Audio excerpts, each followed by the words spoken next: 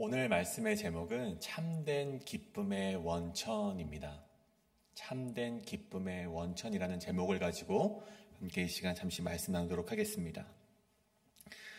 제가 한 가지 질문을 드리고자 합니다. 여러분을 기쁘게 하는 것은 무엇입니까? 여러분의 삶의 기쁨이 되는 것이 무엇입니까? 사람마다 다르겠지만 많은 사람들은 어떤 경제적인 자유를 누리는 것이 기쁨이 될 수도 있고, 어떤 건강한 몸을 가지는 것이 기쁨이 될 수도 있고, 또 어떤 가족의 잘됨이라든가 어떤 명예, 그리고 나의 커리어적인 성공, 그러한 것들을 기쁨으로 여기고 살아가곤 합니다. 근데 우리가 그런 것을 기쁨으로 우리 생각하고 그렇게 추구하며 살아갈 때, 또 그것을 어느 정도 이루었을 때 만약 하나님께서 여러분에게 내가 너 그것을 다 거둬가면 어떡하겠니? 라고 물어보신다면 여러분은 그럼에도 불구하고 기쁘다라고 말씀하실 수 있겠습니까? 오늘 본문이 호세아 9장은요, 이스라엘 백성이 하나님을 떠나 세상의 즐거움을 쫓았던 모습을 보여주고 있습니다. 오늘 이 말씀 속에서 그 이스라엘 백성들은요, 그들의 기쁨의 원천을요, 기쁨의 원인을 그들의 삶의 풍요로운 물질에 있다고 믿었습니다. 그래서 물질의 풍요를 허락하기만 한다면 우상 숭배도 서슴없이 행했던 이들이 바로 이 당시 이스라엘 백성들이었습니다. 그런데 그렇게 잘못된 기쁨의 원인을 향해 나아갔던 그들의 결과가 어떻게 됩니까? 저는 오늘 말씀을 통해서 우리가 그것을 한번 찾아보고자 합니다. 오늘 이 잘못된 기쁨의 원천을 향해 나아갔던 이스라엘의 모습을 통해서 우리는 이젠 돌이켜 어디에서 기쁨을 찾아야 되는가?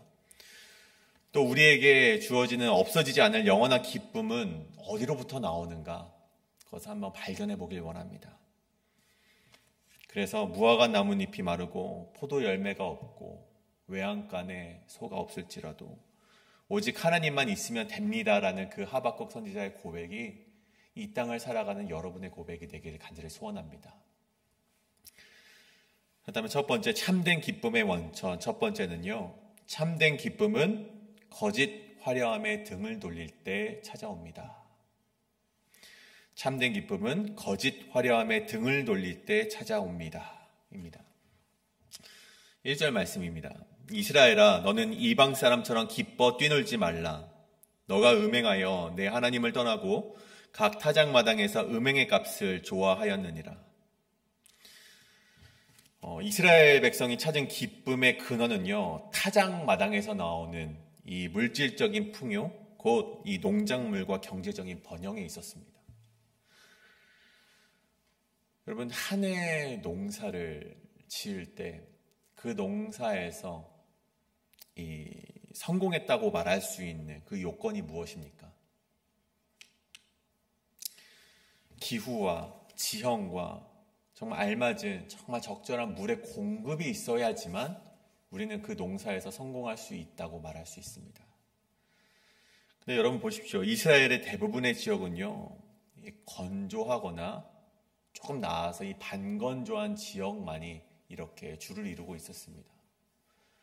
그뿐만이 아니라 이스라엘의 많은 땅은요, 이 험준한 산악 지형이 있었고, 또 어떤 지역은 언덕이 있어서 올바른 농사를 짓기에는 정말 힘든 요건을 갖춘 것이 바로 그들의 땅이었죠. 심지어 지하수나 강물이 많지 않아서 농작물에 필요한 물을 공급받기 위해서는요, 그들이 의지할 수 있었던 것은 이 비밖에 없었습니다. 그래서 성경의 많은 메시지 속에서 많은 성경의 말씀들을 찾아보면 하나님께서 비를 내려주는 축복을 그들에게 행하셨다는 것을 보게 되죠. 이러한 환경 때문에 농사가 잘 되는 것을요, 이들은 신의 축복이라고 여길 수밖에 없었습니다. 하나님께서 그들에게 주시지 않으면, 하나님께서 그들에게 그러한 농사의 좋은 환경, 좋은 여건을 허락하지 아니하시면 그들이 농사에서 결코 승리할 수 없었기 때문이겠죠. 근데 오늘 말씀을 보시면요, 이스라엘은 자신들에게 이렇게 번영, 농사의 잘됨을 가져다 주는 신이 하나님이 아니라 바알 같은 우상이라고 생각하게 됨을 보게 됩니다. 자신들에게 알맞은 기후를 허락하고 또 이 험준한 지형 속에서도 농사를 승리케 하고 또 비를 내려주는 분을 하나님이 아니라 바알이라고 생각했다는 것이죠. 성경에서 보면요, 이렇게 우상을 숭배하는 것을요, 하나님이 아니라 다른 신들에게 그렇게 나의 잘됨과 형통을 위해서 제사를 드리는 것을요, 음행이라고 말을 합니다. 어떤 영적인 간음, 은행이라고 표현을 하죠. 그래서 1절 하반절을 보십시오. 타작마당에서 음행의 값이라고 기록이 되어 있는데, 우상에게 숭배한 값으로 그들에게 풍요를 얻었다라는 말이 됩니다. 타작마당에서 음행의 값이라는 것은 이 바알에게 절을 하고 제물을 바치고 제사를 드린 값으로 그들이 이렇게 풍요로운 이 농사의 승리를 얻을 수 있게 되었다라고 고백을 하는 것이죠. 여러분, 그렇게 살아갔던 이스라엘 백성을 향해서 하나님이 무엇라 말씀하십니까? 우리 2절의 말씀을 보십시오. 타작마당이나 술틀이 그들을 기르지 못할 것이며 새 포도주도 떨어질 것이요. 또 3절을 보시면 그들은 여호와의 땅에 거주하지 못하며 에브라임은 애굽으로 다시 가고 아수르에서 더러운 것을 먹을 것이니라. 그들이 음행의 값으로 이 바알이라는 우상을 섬김으로 제물을 바침으로 그들에게 절을 함으로 풍요를 얻어서 잠시 잠깐 기뻐할지 모르겠지만 결국 그 기쁨은 얼마 가지 않아서 2절에 보듯 새 포도주는 떨어지고 술틀이 그것을 기르지 못하게 될 것이고 하나님께서 허락하신 이 축복의 땅에서 쫓겨나서 그 아수르 땅에서 더러운 것을 먹고 살게 될 것이라고 하나님께서 말씀하고 있다는 것입니다. 여러분, 특별히 3절에 나오는 하나님이 주신 땅은요, 단순히 하나님께서 주신 복, 하나님께서 주신 어떤 유산을 넘어서 하나님과의 그 깊은 관계를 상징하는 것을 말합니다. 그러나 그들이 먼저 하나님을 버렸기 때문에, 하나님과의 그 관계를 끊어내려고 했기 때문에 하나님도 그들을 떠나시겠다라고 말씀하고 있다는 것입니다. 그 결과 이방 땅에서 더러운 음식을 먹고 비참한 삶을 살게 될 결과만이 우상을 숭배한 그들에게 주어지게 될 결과라는 것입니다. 그리고 더 나아가 10절에 보면요, 그들의 말로가 더 확연해지는데 10절에 옛적에 내가 이스라엘을 만나기를 광야에서 포도를 만남같이 하였으며 너희 조상들을 보기를 무화과 나무에서 처음 맺힌 첫 열매를 봄같이 하였거늘 그들이 바알볼에 가서 부끄러운 우상에게 몸을 들이므로 저희가 사랑하는 우상같이 가증하여졌도다. 이스라엘은 처음에는 하나님께 굉장히 소중한 존재였다. 말씀에 광야에서 포도가 얼마나 귀합니까? 이 아무것도 없는 광야에서 포도를 만남과 같이 여겼던 것이 하나님이 이스라엘 백성을 여겼다는 것이죠. 굉장히 소중한 존재처럼 여겼는데 이 하반절을 보시면 이제는 그들이 가증하여졌도다. 그들이 부끄러운 우상에게 몸을 들임으로 말미암아 우상 숭배를 선택함으로 말미암아 하나님께 가증한 존재가 되었다는 것입니다. 이 모든 것이 무엇으로부터 시작됐다고요? 단 한 가지, 우상 숭배를 하는 것으로부터 시작이 되었다는 것입니다. 여러분, 이 시대의 우상 숭배라는 것이 무엇입니까? 여러분, 이 땅에 살아가는 많은 그리스도인들에게 그 한 사람 한 사람에게 찾아가서 여러분 이렇게 묻는다면 어떻게 대답할까요? 당신은 하나님을 믿으십니까? 예수 그리스도를 믿으십니까? 아니면 우상 숭배를 하십니까? 여러분, 이렇게 묻는다면 그들이 무엇라 대답을 할까요? 당연히 예수 그리스도를 믿는다라고 말은 하겠죠. 나는 연약하긴 하지만 하나님과 예수 그리스도를 믿습니다. 또 예배도 드립니다. 기도도 합니다. 말씀도 읽습니다. 여러분, 그렇게 이야기는 하지만, 모두가 그렇게 말할 수는 있지만, 그러면 진짜 그렇게 살아가는 것일까요? 여러분 40년이라는 시간 동안 목 놓아 외쳤던 예레미야 선지자가 이런 말을 합니다. 만물보다 거짓되고 힘이 부패한 것은 마음이라 누가 능히 이를 알리오마는. 이미 그들의 마음이 타락했는데 그들 스스로가 알지 못한다는 것입니다. 그런 의미에서 현재 시대의 우상은요, 여러분 우리 마음속 깊이 숨겨져 있어서 여러분 그 누구도 이렇게 잘 알아차리지 못할 정도로 여러분 그 우상이라는 것이 우리 마음속에 깊이 숨겨져 있다는 것입니다. 하지만 우리가 우상을 숨기고 있는가 아니면 그렇지 않은가는요, 우리가 손쉽게 알아볼 수 있는 한 가지 방법이 있습니다. 그것은 바로 내게 주어진 시간과 내게 주어진 물질, 하나님께서 내게 주신 시간과 하나님께서 내게 허락하신 그 물질을 여러분이 어디에 사용하고 있는가, 그것을 볼 때 여러분의 마음이 지금 어디를 향하고 있는가를 알 수 있다는 것입니다. 여러분의 마음이 있는 곳에 시간과 물질이 흘러가기 마련이라는 것이죠. 여러분 오늘 이스라엘의 마음은요, 그들에게 쾌락을 줄 것이라고 여기는 바알이라는 우상에게로 향했습니다.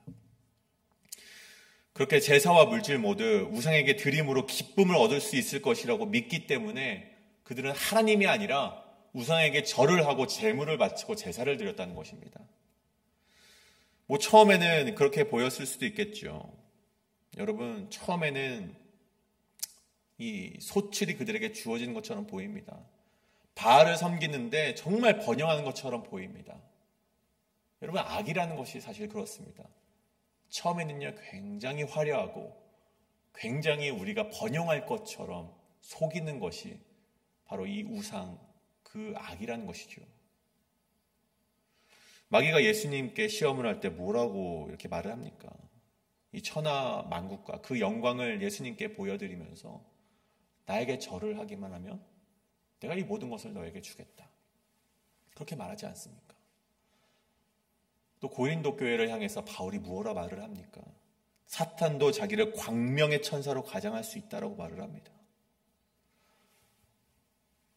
그러면 중요한 것은요, 예수님께서 제자들에게 이러한 말씀을 하셨다는 것이죠. 도둑이 오는 것은 도둑질을 하고 죽이고 멸망시키는 것뿐이요, 인자가 오는 것은 양으로 생명을 얻게 하고 더 풍성히 얻게 하려는 것이라.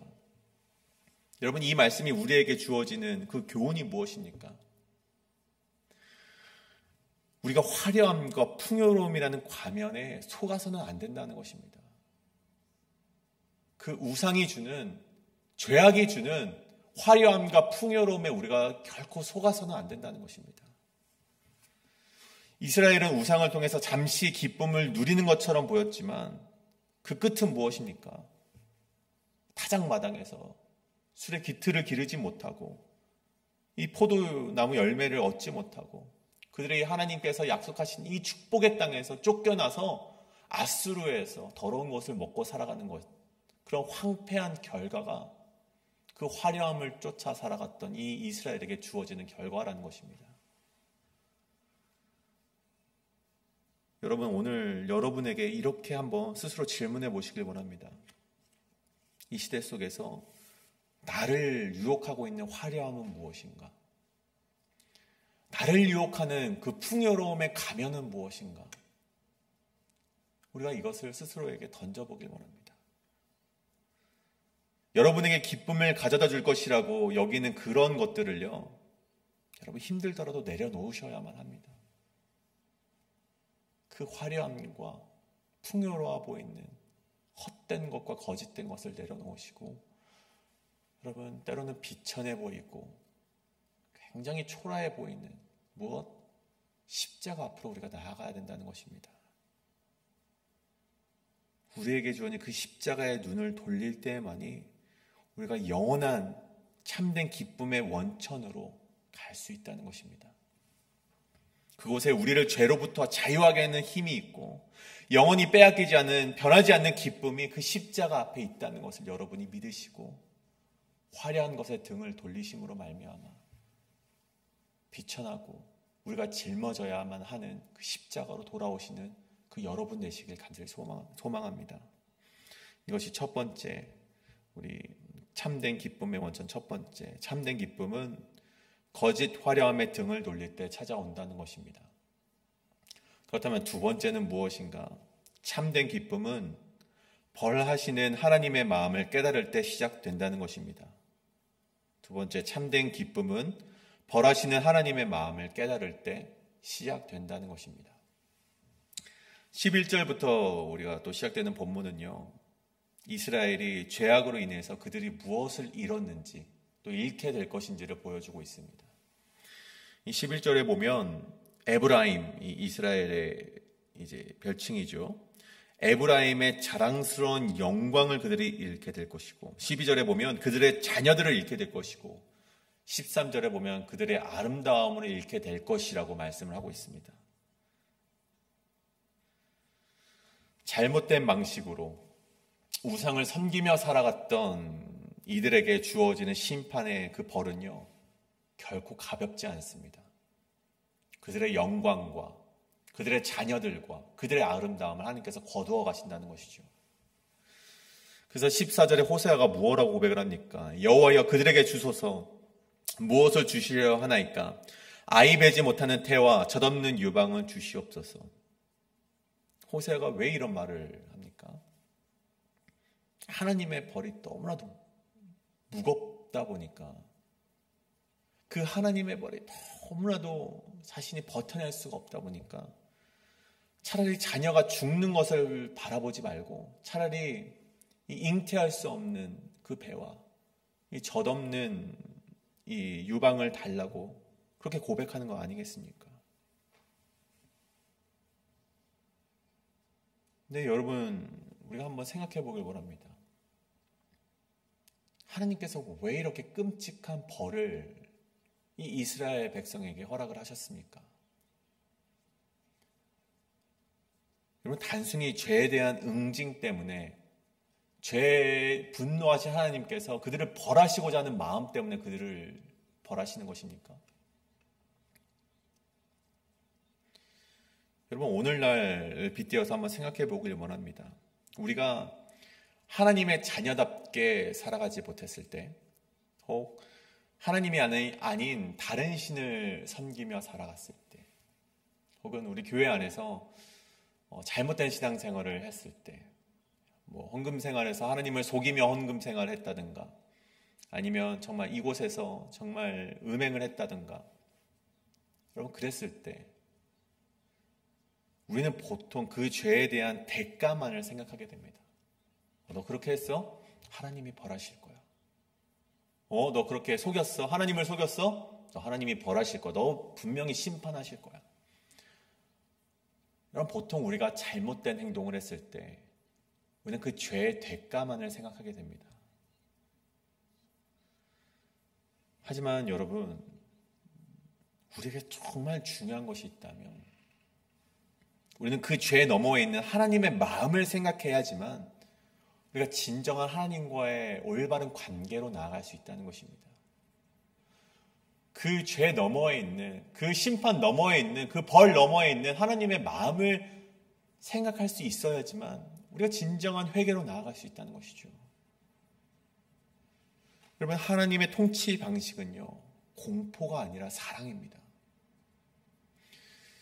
여러분, 누군가가 여러분이 죄를 지었을 때 너 그러다가 하나님께 벌 받아 라고 말한다면요, 그렇게 누군가가 우리에게 경고를 한다면요, 여러분, 그 마음이 어떻습니까? 우리의 마음이 어떻습니까? 결코 기쁨이 있지 못합니다.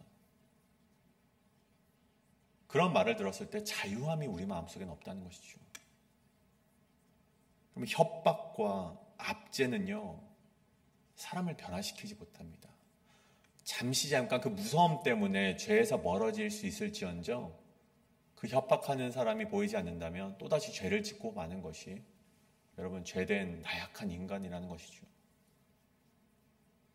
그런 공포의 방식으로 통치한다는 것은요, 사람을 변화시키지 못한다는 것입니다. 그렇다면 우리가 두려워해야 될 것이 무엇입니까? 우리가 죄를 지을 때, 우리가 죄를 지으며 살아갈 때 하나님과의 관계가 멀어질 수 있는 것을 우리가 두려워해야 된다는 것입니다. 죄를 지을 때 하나님께 혼나는 것도 우리가 물론 중요하지만 그것보다 우리가 더욱더 죄를 지었을 때 생각해야만 하는 것은 하나님과의 관계를 멀어질 것, 그것을 우리가 생각하고 두려워해야 된다는 것입니다.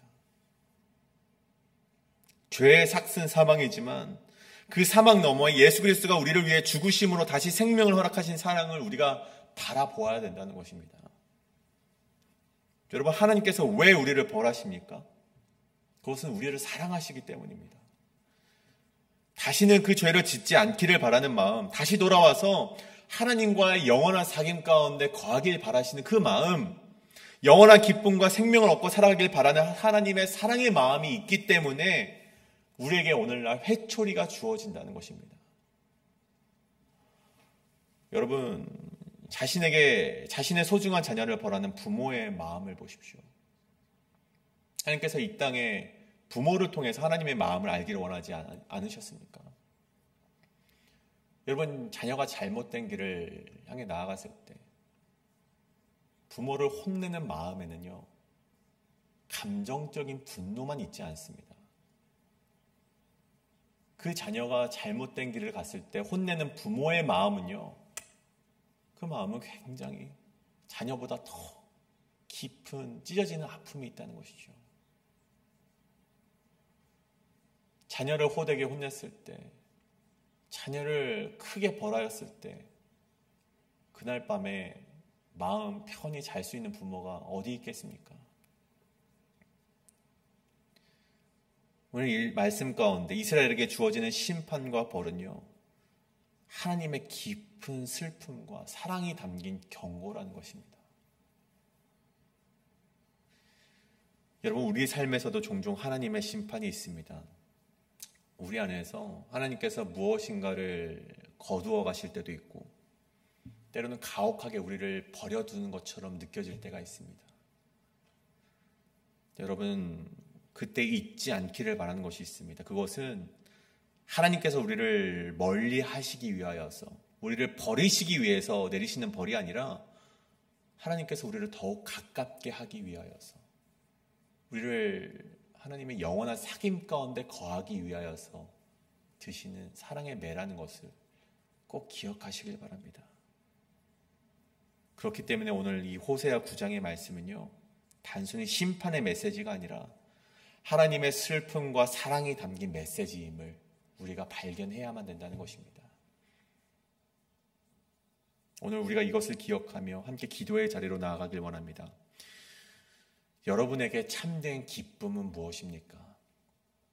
오늘 말씀을 통해서 우리가 알길 원하는 것은 화려함으로부터 등을 돌리고 나를 벌하시는 하나님의 마음이 무엇인지 깊이 묵상하는 신앙인이 되길 바라는 것입니다.